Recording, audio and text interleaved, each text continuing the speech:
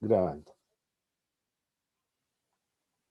Ok, entonces siguiendo con la hidráulica de pozos de captaciones de agua subterránea, este capítulo que está acá pertenece al libro de Todd, que es el mejor libro que hay sobre el tema. Aquí están los ejercicios resueltos y las demostraciones, y corresponde al material que les estoy mostrando en estas clases. Hay varios ejercicios, ustedes van a encontrar cosas familiares de las tareas, pero ustedes lo pueden revisar, son 60 páginas, así que ya harto material. Y esto me refería cuando habían distintos ejemplos que se desarrollaban con distintas condiciones. Entonces ustedes pueden revisar, está esto disponible en el campo. No voy a perder más clase en esto.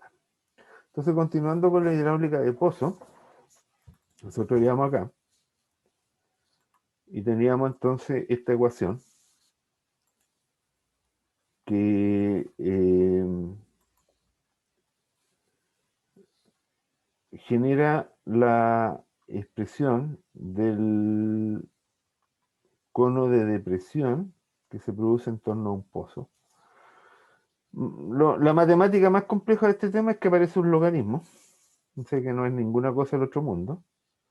Para los años 30 sí era un poquito más complicado, pero estaba la regla de cálculo y con eso hicieron maravillas en esa época. Aquí aparece una constante R que, como les comenté ayer, es el radio de influencia. Y por alguna razón, tradición, acá en Chile se confunde y se piensa que el radio de influencia son 200 metros. Eso no tiene nada que ver, eso es algo que apareció socialmente, se confunde. Pero el radio de influencia, dependiendo de las características del pozo, puede tener varios kilómetros o un par de metros. Entonces es un valor que es dinámico, depende de la transmisibilidad, depende del caudal bombeado, de las características del pozo. En una noria, por ejemplo, puede tener un par de metros. En un pozo profundo conectado en un acuífero confinado puede tener 60 kilómetros. Entonces es bien variable. En el caso de un acuífero libre, vimos que apretando bien la guata y marcando bien fuerte, podíamos llegar a la suposición de Dubois, en el sentido que la transmisibilidad la asociamos a un promedio de las alturas del pozo por la conductividad hidráulica y nos queda la misma ecuación. Entonces seguimos alegremente trabajando con esta ecuación, cuyo planteamiento nos puede llevar a estudiar efectos como la interferencia entre pozos, efectos como la interferencia entre un pozo y un río. Esto está desarrollado en el apunte de todos, así que ahí lo pueden ver con más calma. La interacción entre pozo y río es un problema no menor. Hay un método que se llama el método de Jenkins que presenta bastantes limitaciones para su aplicabilidad, pero aún así lo utiliza la VGA. En general, nosotros preferimos usar modelos numéricos, pero los modelos numéricos deben estar validados. Entonces, para eso hay que hacer pruebas de bombeo en un caso bien extremo. Vamos a ir viendo qué es lo que son las pruebas de bombeo. La prueba de bombeo es una prueba en que yo hago un bombeo dinámico en un pozo. Parto con el pozo en nivel estático, o sea, el pozo sin ningún caudal, tiene que estar prácticamente en su condición estática. Empiezo a bombear a una tasa de bombeo y el pozo se va a tender a nivelar en algún minuto cuando se alcance un equilibrio entre el flujo de agua que estoy sacando y la pérdida de carga. Ahora, si el equilibrio se alcanza muy luego, es que está entrando agua de alguna fuente y esa fuente puede ser un pozo, un río. Para entender eso, tengo que entender primero el concepto de radioinfluencia. Entonces, el concepto de radioinfluencia lo vimos en el dibujo que hice en la clase anterior, pero aquí está visto en que yo tengo dos pozos. Tengo un pozo antiguo y tengo un pozo nuevo. Por ejemplo, en el caso de la Universidad de Concepción, nosotros tenemos nuestro pozo antiguo, que tiene 60 metros de profundidad, Y Esvío, en el estanque norte, tiene un pozo de casi 200 metros de profundidad, que cuando empiezan a funcionar los pozos de Esvío en el verano, se produce un cono de depresión y nuestro pozo del campus tiene problemas de abastecimiento por esta interferencia entre pozos. Legalmente acá en Chile, nosotros tenemos el Código de Agua que se preocupa de los derechos de agua. Entonces, si yo tengo derechos de agua de este pozo, yo puedo presentar un reclamo contra el dueño de este pozo e impedir que él bombee una tasa tal que me produzca una interferencia. Aquí hay un ejercicio típico que yo hago, se los voy a dejar planteado como tarea, en el sentido de que uno tiene un pozo de observación y puede ver la interferencia entre estos dos pozos. De hecho, la mejor forma de conocer un acuífero es haciendo pruebas entre dos pozos para ver cómo se van interfiriendo y ahí uno puede obtener un coeficiente de la transmisibilidad y incluso algunos valores de almacenamiento de mejor forma, mediante la existencia de pozos de observación, pero eso es caro de hacer, entonces no es tan fácil que ocurra.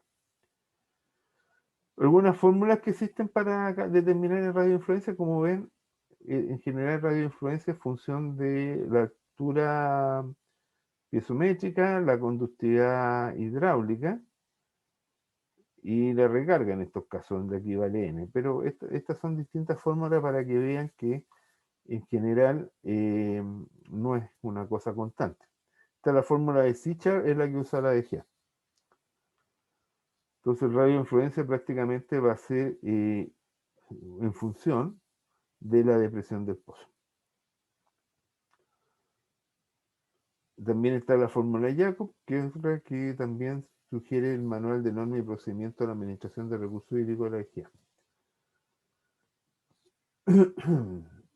En definitiva, radioinfluencia es un concepto variable y que va a depender, como les digo, de las características del pozo. En la década de los 80 y posteriormente en la década de los 90, se construyó un proyecto majestuoso que se llamó el Gran Río Hecho por el Hombre. Ahora no sube aquí está. Entonces, Great River Made en Libia.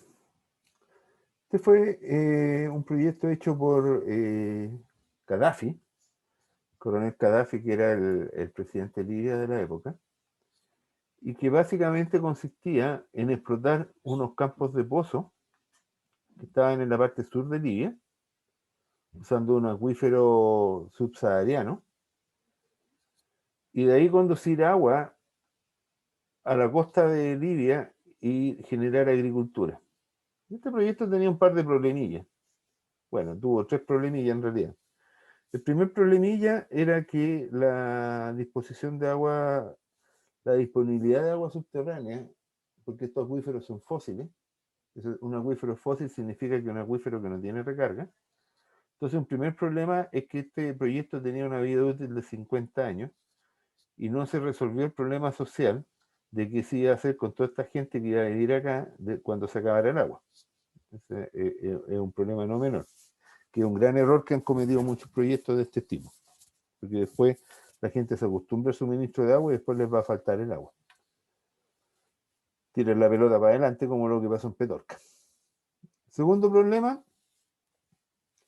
es que estos pozos, y a raíz de esto lo menciono en un ejemplo, generaron un cono de depresión gigantesco que interfirió los pozos del país que está aquí al sur y estuvo a punto de causar guerra entre los dos países. Entonces ahí pueden ver el efecto de lo que significa el radio de influencia de este sistema de bombeo. Bueno, y el tercer problema fue la inestabilidad, la revolución árabe y el hecho que mataron a Gaddafi a bayonetazo y que en este minuto llevamos con 10 años con Libia totalmente fuera de control y en un estado fallido y el proyecto no está funcionando. Pero eso ya es un problema social. Es triste por lo demás.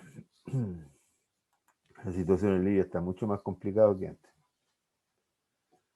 Entonces, el radio de influencia, como les digo, puede llegar al orden de varios kilómetros, como fue en el caso de los pozos del proyecto de Libia, y causar problemas incluso internacionales.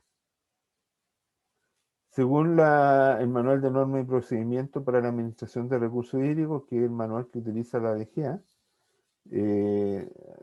normalmente ellos requieren distintos niveles de complejidad dependiendo de la complejidad del trabajo. Uno puede calcular, asumir un radio de influencia para una prueba simple, después hacer pruebas de bombeo para determinar el radio de influencia en un caso más complicado, o usar un estudio hidrogeológico en algo bien complicado. Normalmente cuando ya empezamos a ver interferencias entre captación en el norte han llegado a estudios hidrogeológicos complejos. Y aquí llegamos a las pruebas de bombeo. Las pruebas de bombeo básicamente son pruebas que a nosotros nos permiten, desde lo más simple, es saber, en primer lugar, cuánta agua puedo sacar del pozo. Porque, créanme chiquillos, o sea, uno simplemente hace un hoyo, tengo una captación de agua, pero no tengo una certeza de cuánta agua puedo sacar hasta que no haga una prueba de bombeo. Entonces la primera prueba de bombeo que uno hace es de carácter exploratorio, en que va aumentando los caudales. Normalmente está especificado que son 3 caudales, pueden ser más dependiendo qué tan perdidos estemos. Entonces uno va aumentando los caudales y va viendo cómo va reaccionando el pozo. Eso se llama prueba de gasto variable. Posteriormente se hace una prueba de gasto constante en que yo tomo el caudal que elijo que voy a extraer del pozo y lo dejo probando durante 24 horas y veo cómo el pozo reacciona al bombeo constante y posteriormente cómo el pozo se recupera. Eso también entra en... nos permite determinar, por ejemplo, la conductividad hidráulica y el coeficiente de almacenamiento.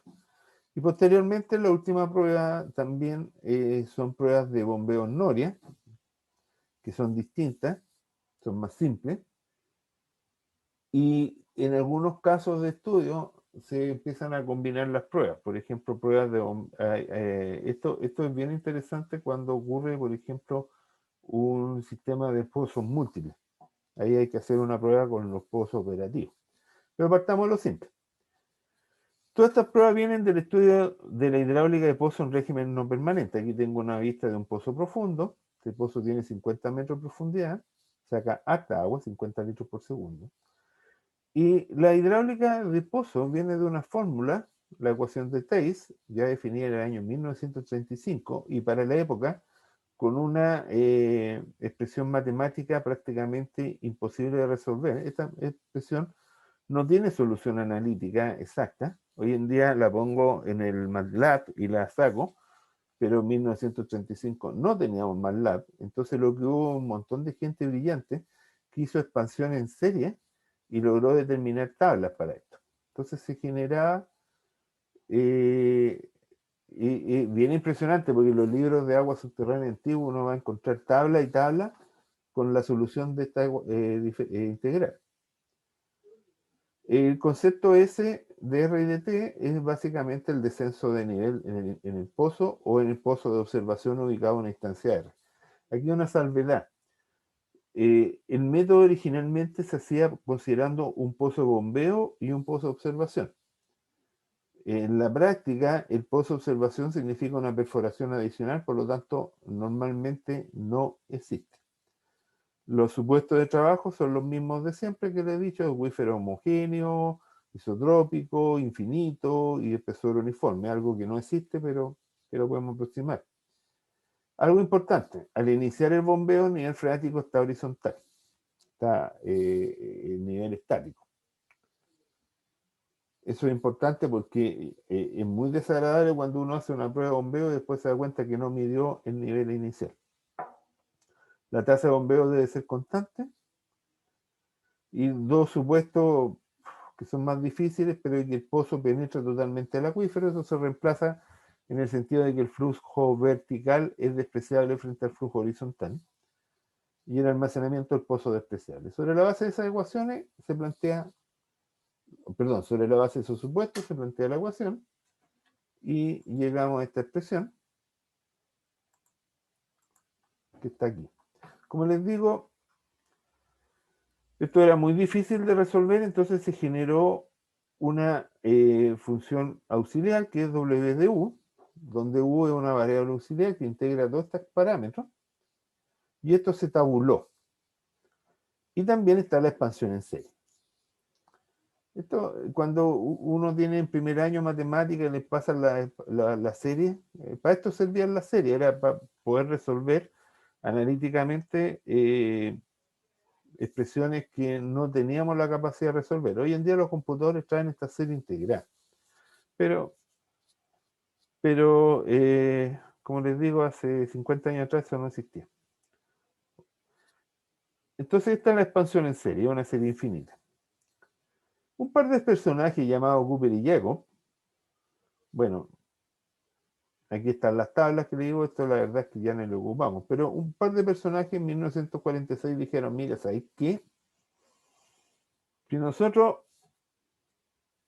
dejamos pasar los primeros 20 minutos de bombeo, la prueba de bombeo, les cuento, dura 24 horas, así que los primeros 20 minutos de bombeo no es tanto. La verdad es que el valor de U, porque aquí está el tiempo, ¿se fijan? En la medida que el tiempo aumenta, U se hace chico. Entonces, después de 20 minutos de bombeo, la verdad es que todos estos términos de aquí para acá, en la serie, a partir del tercer término en la serie, ya se hacen despreciables. Y solamente quedan los primeros dos términos de la serie que valen, que son importantes. Entonces, a partir de eso, el Cooper y Jacob dijeron, mira, ¿sabéis qué? Tómenselo con calma, vamos a considerar que la prueba de bombeo dura 24 horas, por lo tanto, vamos a sacar esos dos, vamos a considerar solamente estos dos términos de acá de la serie, y con esto, y aprovechando las propiedades del logaritmo, nos queda una ecuación mucho más simplificada, que fue esta de acá. Entonces se llega a esta ecuación. Y esta es la ecuación de Cooper y Jacob, en que aquí está la transmisibilidad, aquí está el tiempo, el radio del pozo de observación, el coeficiente de almacenamiento, el caudal bombeo. Y con esta ecuación se puede desarrollar, recuerden, la propiedad del logaritmo, que el logaritmo de A partido por B, lo mismo que el logaritmo de A menos el logaritmo de B. Entonces se expande esta cosa así, se sacó el tiempo aquí, y queda una ecuación de una recta logarítmica. Y eso se plotea en un papel logarítmico y se ajusta una recta que va a dar la pendiente de la recta, este término donde está la transmisibilidad, y el valor de intercepción donde está el coeficiente de almacenamiento. Entonces yo puedo de esta manera calcular estos dos parámetros del pozo. Y así puedo hacer las pruebas de ensayo. Entonces las pruebas de bombeo vienen a partir de esta lógica. Y las pruebas de bombeo nos permiten, aquí tengo una pifia de redacción, no me había dado cuenta en todos estos años que hago clases, no me había percatado de que esto está mal escrito, me había puesto tartamudo. Entonces, las pruebas de bombeo tienen esta lógica y parten las pruebas de bombeo con un procedimiento bastante claro. O sea, lo primero, medir el nivel estático. Oye, perdónenme que sea majadero, pero no saben la cantidad de veces que la gente se condorea y se le olvida medir el nivel estático. Y después hay que esperar que el pozo se recupere hasta el nivel estático y eso puede significar hartos días si la intervención es muy fuerte sobre el pozo.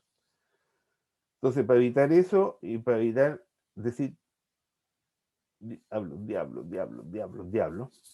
era otra palabra que uno dice normalmente, hay que acordarse de medir al principio el nivel estático. Entonces, la primera prueba es la prueba de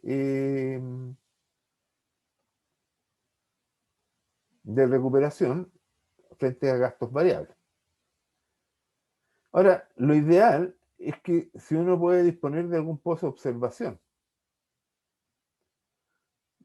La verdad es que no siempre eso ocurre, pero si pudiera ocurrir sería bien bonito.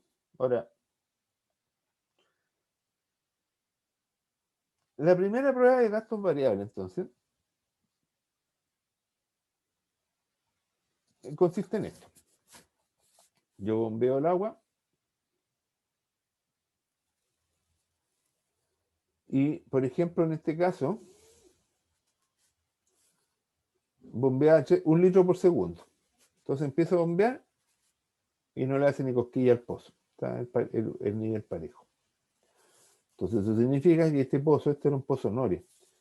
Me da mucho más que 1 litro por segundo. Entonces, este era un pozo Noria que está ubicado en una zona del secano interior, por lo tanto no es mucha agua la que uno espera sacar de este pozo Noria, pero igual salía más de 1 litro por segundo, entonces nos ponemos y sacamos 3 litros por segundo. Entonces aquí se pega la bajada rápida cuando empiezo a sacar más agua y se estabiliza el pozo a 7,5 metros de profundidad. Este es la profundidad del nivel freático. Y ahí, fantástico, pruebo con 6 litros por segundo y me pega la bajada y ya se estabiliza muy cerca al fondo. Ahora, estar cerca al fondo no es muy bueno porque ahí va a haber problemas de sedimentos, va a haber problemas de que se va a tapar la bomba en definitiva. Entonces, ¿qué es lo que ocurre? Aquí tengo 1 litro por segundo, tengo 3 litros por segundo, tengo 6 litros por segundo, entonces este pozo yo lo tendría en 5 litros por segundo, 4 litros por segundo. Entonces, una vez que yo decido eso, ahora eso también depende de para qué quiero el agua. Si voy a regar un predio de 20 hectáreas, no me sirven para nada, ni 6, ni igual necesito más agua. Pero si voy a regar un predio de 4 hectáreas, dejo los 4 litros por segundo, ¿se fijan? Entonces va a depender de para qué quiero el agua. Con esos datos se hace la prueba de gasto variable, de gasto constante. Elijo el caudal con que yo voy a trabajar. Siempre tiene que ser menor que este valor, que el caudal máximo de la prueba. Por lo tanto, si el caudal máximo de la prueba es de 6 litros por segundo, la Comisión Nacional de Riego tiene como estándar que mi prueba de bombeo tiene que ser un 90% menor de ese caudal. Entonces, si mantenemos el estándar de la CNR, tendría que restarle 0,6, o sea, tendría que hacer una prueba de bombeo con 5,4 litros por segundo. Pero puede ser menor, podría ser 5 litros por segundo. No puede ser 6 litros por segundo porque entonces si yo voy a postular a un subsidio de la Comisión Nacional de Riego me rechazan el proyecto por esa tontera. Y según mi amigo de la CNR, es una de las todavía siguen rechazando proyectos por eso. Entonces supongamos que hicimos la prueba con 5 litros por segundo y ahí tengo. Inicialmente siempre el pozo se pega a la bajada. Ahí está la parte en que la aproximación de Cooper y Jacob no funciona. Pero después se ajusta una recta. Y se fijan que se puede ajustar una recta. Aquí tengo el tiempo está en minutos expresado en escala logarítmica. Y aquí se ajusta la recta. Aquí tengo otra prueba de recuperación. Y la recta se ajusta y se calcula la pendiente y el coeficiente de almacenamiento. Y el intercepto, con eso se calcula el coeficiente de almacenamiento. Posteriormente también puedo dejar que el pozo se recupere y eso también me puede permitir verificar el cálculo de la transmisibilidad a través de la prueba de recuperación que me da esta ecuación aquí, de acá. Ahora, en la práctica, uno como consultor no calcula realmente estos parámetros porque son parámetros puntuales que la verdad es que no. Si van a hacer un proyecto de riego no entregan mucha información, pero desde el punto de vista geológico sí entregan información. Entonces, normalmente la DGA en forma interna hace los cálculos o si uno está haciendo un estudio hidrogeológico hace los cálculos. ¿Cuál es el problema grande que tiene esto? Que este método fue diseñado y pensado para para trabajar con un pozo de observación. Cuando no tengo pozo de observación, el valor del radio es el valor del radio del pozo, por lo tanto es un valor muy pequeño que me genera inestabilidad matemática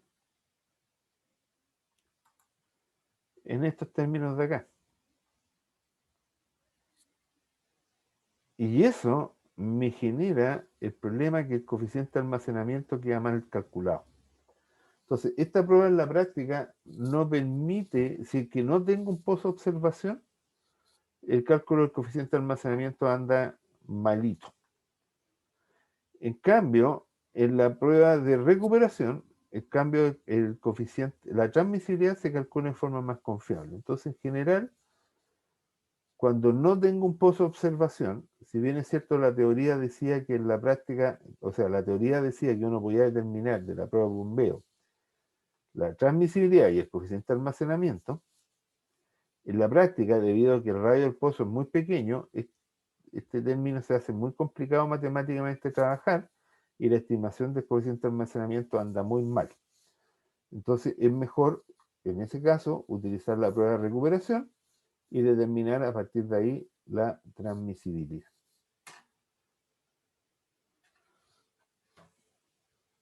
Algunas interpretaciones de prueba de bombeo. Si una prueba de bombeo es siempre decreciente, significa que estoy sacando más agua de la que puedo extraer del pozo. Estoy sacando un caudal mayor de lo que me puede entregar el pozo. Si la prueba de bombeo se estabiliza, es que se alcanza un equilibrio. Y cuando cambian las pendientes de la prueba de bombeo es porque cambié la estratificación dentro del sistema de la columna de suelo, del material que conforma el sistema de agua subterránea es muy fuerte. Y en este caso significa que acá estaba sacando agua de un acuífero que me entregaba mucha agua, pero que después lo sequé y sigo sacando agua de un segundo acuífero. Eso pasa. Ahora, en el caso de pozos Noria, con un pozo Noria chico, eso se usan se usan harto en el mundo real, abastecen de agua pequeñas producciones, y no podemos hacer toda esta parafernalia una prueba de bombeo. Entonces lo que se hace es una prueba de recuperación. Y la prueba de recuperación es una cosa bien simple. Tomamos el pozo Noria, le mandamos con una bomba grande, una bomba de 3 pulgadas, 4 pulgadas, normalmente son portátiles, bencineras, es muy raro que haya energía eléctrica, pero si hay energía eléctrica se puede hacer, pero se extrae todo el agua al pozo. Vaciamos el pozo y después vemos con la velocidad que se recupera el pozo. Al inicio el pozo se recupera mucho más rápido, al final el pozo se recupera mucho más lento. Entonces, para promediar, tomamos la recuperación entre el 50% de la columna del pozo, o sea, entre el 25% y el 75%. Eso también nos permite, porque en la práctica yo nunca puedo vaciar el pozo. Entonces siempre voy a vaciar el pozo hasta donde la bomba me dé la capacidad de vaciar el pozo. Y después mido la recuperación entre el 75 y el 25%. Y ahí tengo ese valor. Esas pruebas de bombeo me entregan bastante información sobre cuánto es el caudal que puedo obtener desde un pozo. Ok, este es otro tema que lo voy a pasar en 5 minutos. Algunas aplicaciones del concepto del cono de depresión del pozo. Hay una zona que está directamente siendo atrapada por el pozo, que es la zona donde el pozo va a capturar agua. Esta es la zona de captura de agua de un pozo, y eso en Estados Unidos y en otros países se llama la cabecera del pozo. Y eso significa que es un área donde si ocurrieran actividades industriales, como una bencinera o una fosa séptica, aumenta el riesgo de contaminación del pozo. Entonces, la definición de la zona de captura de un pozo, especialmente cuando se trata de un pozo de agua potable, es crítica para proteger la calidad del agua potable que estoy sacando de ese pozo. Y eso tiene que ver con el transporte contaminante hacia el pozo. Ese monito corresponde a mi tesis doctoral, donde tomé un pozo y determiné que habían, la zona de captura correspondía a aguas que venían de como 2 kilómetros y desde 7 años de antigüedad. Entonces eso también hay que considerar la edad del agua. Y esto me permite definir zonas donde debe ser protegida la calidad de agua para proteger el abastecimiento de agua potable. ¿Por qué digo esto? Porque acá en Chile nosotros no consideramos esa norma y hay pozos, sobre todo en el sistema de agua potable rurales, que están bastante puestos en su calidad. Entonces, por ejemplo, en Estados Unidos, este Valparaíso de Estados Unidos, uno tiene estos programas de protección. En cambio aquí, y de hecho mañana tengo que presentar en la Comisión de Recursos Hídricos del Senado, voy a mostrar esta misma foto. Voy a hablar sobre calidad de agua. Entonces nosotros nos encontramos de repente con situaciones como tan lamentables, como este pozo que pertenece a un sistema de agua potable rural, y que aquí hay un camino y aquí hay un basurero, y aquí está el pozo. Aquí hay un incendio, aquí hay restos de aceite en el camino, basura por todos lados. Entonces, el control de la zona de captura del pozo no se ha hecho para nada. Bien, me quedan un par de minutos. Vamos a ver a Canva. Aquí hay una serie comunicacional en Canva que se refiere justamente a la situación de la necesidad de establecer una protección sobre la calidad de agua de los pozos. Voy a generar algunos ejercicios y una tarea sobre captaciones de agua subterránea y la voy a dejar publicado en Canva para que ustedes la vayan trabajando. Probablemente también voy a incluir un par de ejercicios resueltos. La semana que viene voy a dejar abierta la segunda evaluación de la asignatura y ya está funcionando el proyecto. ¿Qué es lo que nos queda del curso? La semana que viene voy a hablar sobre una introducción al uso de modelos numéricos, técnicas de monitoreo aplicadas al agua subterránea, análisis de vulnerabilidad de agua subterránea y gobernanza de los sistemas de agua subterránea, y con eso estaríamos terminando la asignatura al 15 de julio. Ok. Y bueno, dejamos esta grabación.